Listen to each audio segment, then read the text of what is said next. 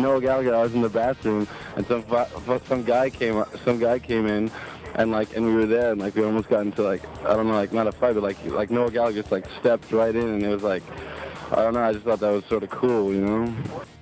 Jeff Travis, the boss of Rough Trade Records, proved to be the catalyst for the mania surrounding the Strokes.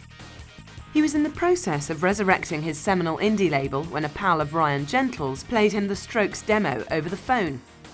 Within 15 seconds of the first track, Travis agreed to release it, convinced by its power, intelligence and primal energy. He heard in the Strokes a dynamism and an unmacho quality that touched the deepest recess of his heart. Not to mention the talent of a first-rate songwriter and the distillation of rock and roll meshed with the sophistication of contemporary society. He believed it was the finest record by a rock and roll band to have emerged from New York since the CBGB's era of the late 1970s. Travis called the band and offered them a record deal.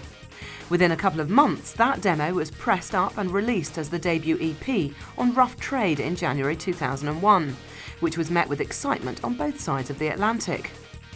It was released in the US on May the 22nd through XL Records' Beggars Group.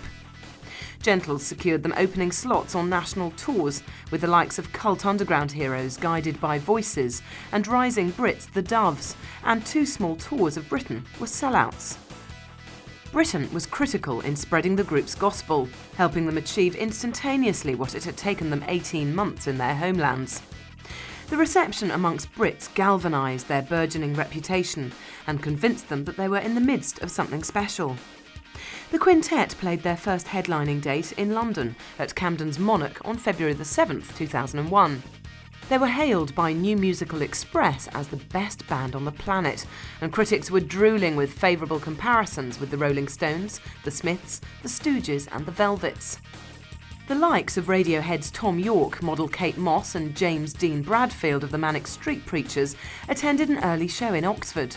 Primal Scream and the Pet Shop Boys witnessed a London show, and Noel Gallagher even announced that he would have signed them to his own label if he'd had the cash.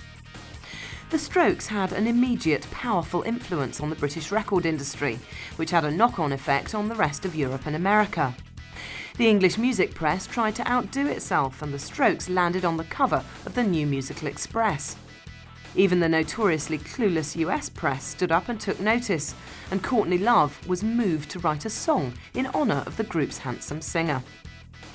Here was a band ready to make guitar rock sexy, cool and vital again, in a way lumpen grunge and new metal bands had never quite managed.